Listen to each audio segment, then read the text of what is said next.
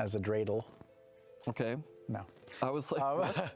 No, but I did do a lot of, when I was a kid, I was in various shows where I had to play the Easter Bunny and a dinosaur and Thomas the Tank Engine. Oh. And these were all mall shows. So I'm used to being in weird costumes a lot. Thomas the Teeth Engine. Thank you. It was not easy to keep things serious with that awful beard on. I leaned over to Ed Lopez, who was sitting next to me. Shout out Eddie Vegas, and I said, one of these days, his character will die at one of these live shows while he's in this ridiculous outfit, and everyone's gonna have to be having this emotional thing, and he's gonna be sitting there with most of his face covered. Can't tell if he's crying, sweating. I love it. Yeah. It's part of the bit. It works. I thought this time around, when you showed it off to us in the back, I thought halftime he'll switch it up. Because you've done that before. You've switched it up at halftime. Never. He stays pretty committed. Yeah, I've never. To like almost a frustrating standpoint. New York live show, the Hamilton outfit, didn't you film? At the beginning, he came out as I was Hamilton, and then I became a sailor boy for the rest of the. Yeah, for the rest of but the it was thing. at the very top. I think He just really wanted that Hamilton moment. I'm pretty sure that I remember what happened now. My therapist and I spent 6 months trying to get me to forget about Sailor Boy. And now. Oh, because we were all pirates. We were pirates. Yeah. And you went Sailor Boy. Yeah. And the only films that Sam's ever seen involving pirates, that's what they dress like. That's right, because you always like get a costume and then we decide a theme. Yeah. So that's what happened that time. I got the Hamilton. And Yeah. they said we're gonna be pirates. All right, fine. I'll get a Sailor Boy costume. This time the theme was let's get something green, because before I had planned to be either Al Capone or a Chicago bear, and I was gonna come out in a bear costume. Oh, I remember that. Right, we tossed out a lot of Chicago. But then you guys were like, let's dress green. And I was like, all right, fine. I'll be 11. Twist my arm. There were multiple leprechaun outfits backstage. That was just one of them. Folks at home can imagine what some of the other, and all of them fit in a bag about that big, which is terrifying to me. The entire costume was in this tiny little Ziploc. Yeah, thin fabric. Yeah. Flammable. Very flammable.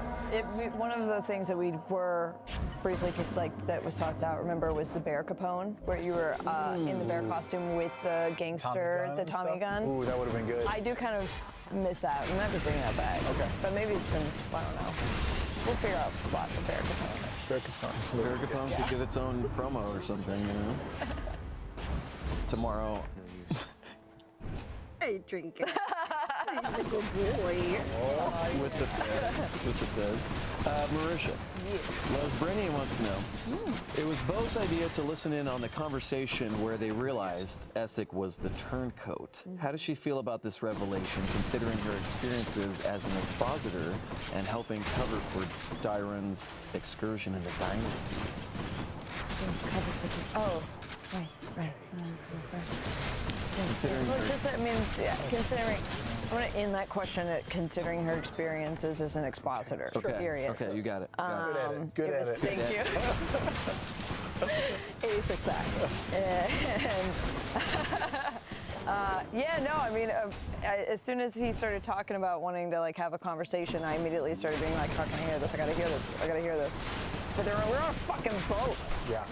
And I'm not like, I don't have invisibility or anything like that. So I was just like, fucking monkey.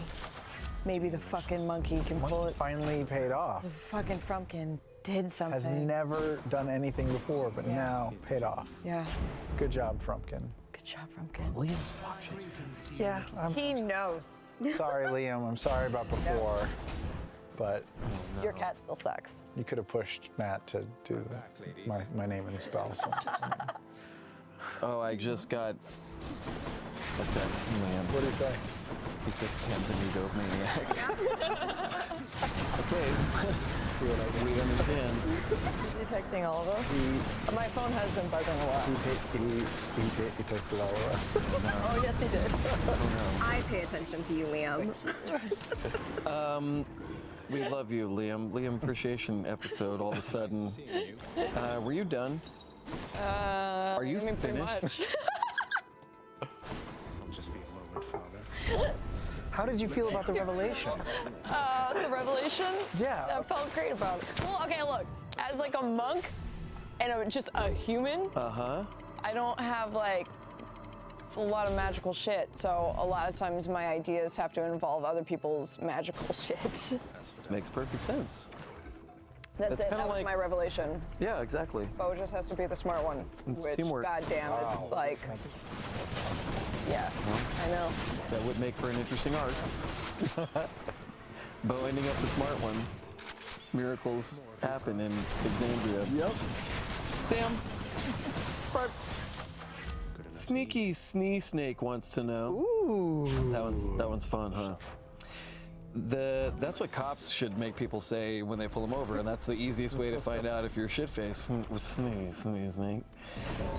The revelation of Veth's character card during the live show was as incredible as it was unexpected. How long have you had it prepared, and how certain were you that this would be the episode where you got to reveal it? Well, First of all, the card itself. peek behind the curtain here. Yeah, that's it. Zach, how long have you had the card ready to go? 15 minutes before the show started? So about a month ago, I emailed our artist. Ariana? Okay. Orna? Is that her last? Okay, good. I got it right. I remember her name once. One name. Thank you.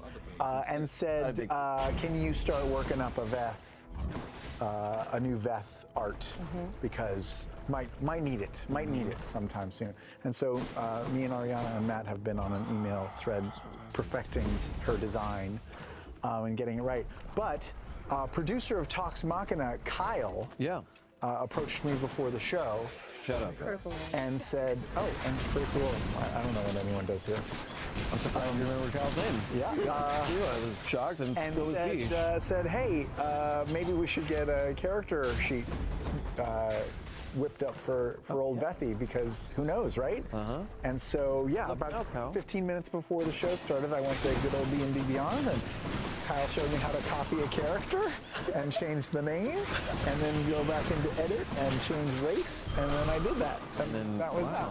Handed it over to Zach, and wow. Good job, Thanks, Kyle. Good job, Kyle. And thank you, The D&D transition was Beyond. gorgeous too. The I didn't production see it. did. Did you see it? You should go. We've Look made at a it. GIF of it that's really easy to find too on his Twitter. Like Zach and the team. It's like a off. It's really cool. I lost a bunch of hit points. I lost some Constitution. I lost Fury the Small. Yeah, that's sad. That's the biggest tragedy. You know what? I'm thinking of making some sort of a spell that might help offset that a little bit. I'm going to run it by Matt, but I'll definitely call it Widowgast's I'm gonna make that joke. Widowgast bonus action or something. Yep. Widowgast's nostalgia. Yeah. Widowgast's Explorer's Guide to Wild Mountains. They're gonna change the name of everything. Travis Widowgast's Yeehaw Game.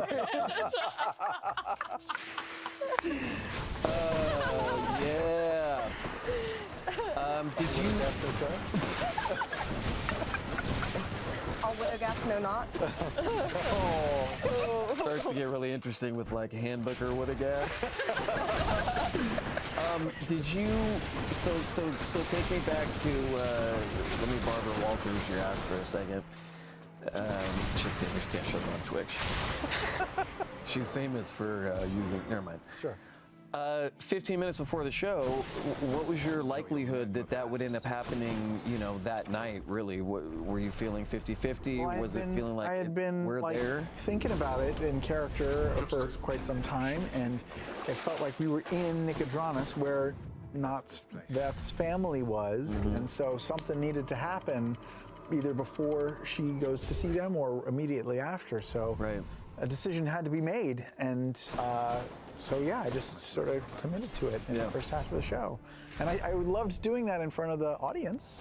Oh, yeah. I thought it was really people lost scary and shit. impactful. And I really loved your line about them asking if you're ready and you saying no, but I'm going to do it anyway. I thought that was very beautiful. That's how I live my life. Oh God. Alrighty, That's Maniac. fucking bull. You know, Marisha. what? Oh. No, we're not doing that. We're not doing that. Cheats. Nope. Saw widow guests between the sheets. Between the widow guys? Oh, there's only one left, unfortunately. Marisha, Keaton Weidmeyer wants to know. Everything is widow guest?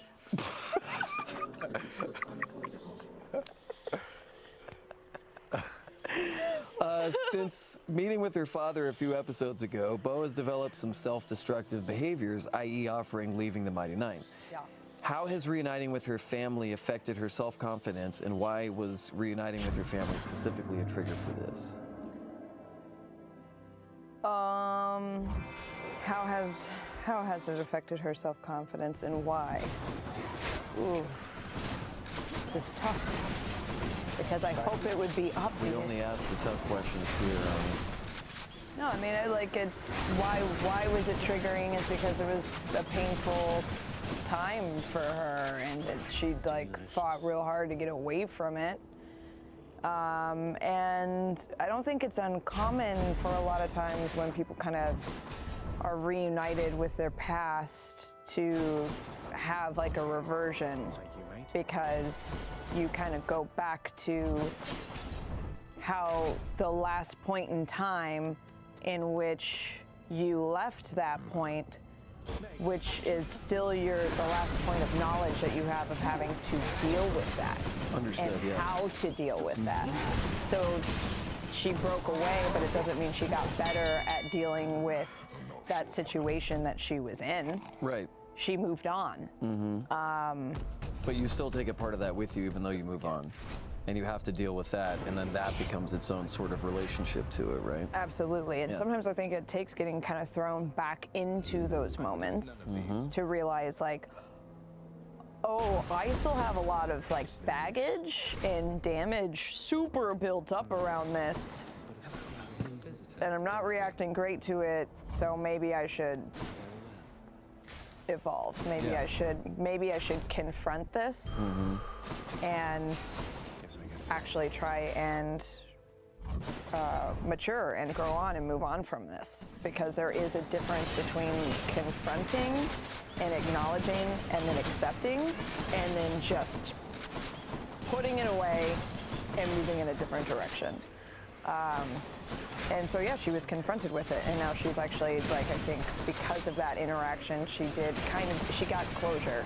And then having that interaction with Jester, even though Jester went to a very far extreme point of forgiveness, but her words still got through to Bo in the theme of forgiveness, where Bo can now start to work to forgive herself.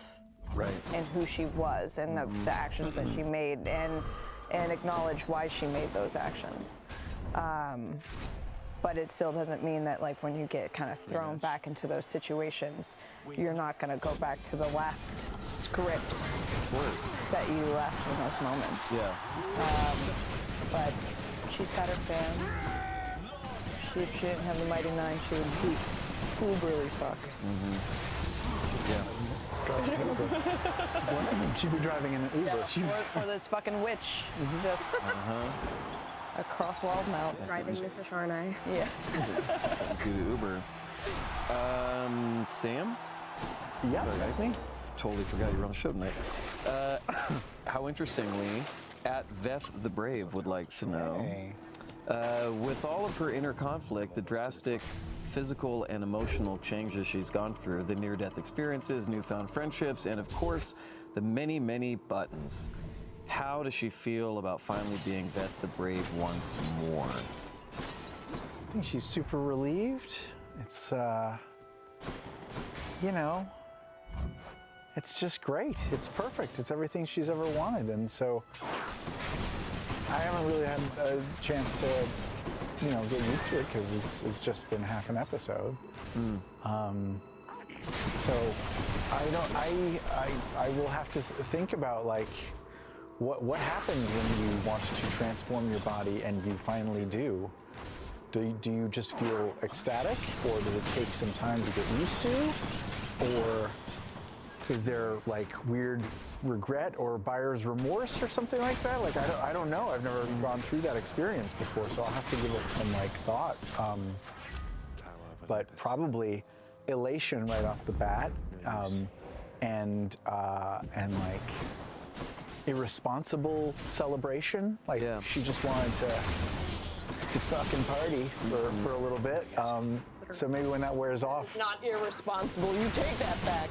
Oh, you're right. Yeah, really irresponsible having sex with your husband. That's true. Yeah, but you don't know what kind of sex it was. True. It was It's true. it was irresponsible.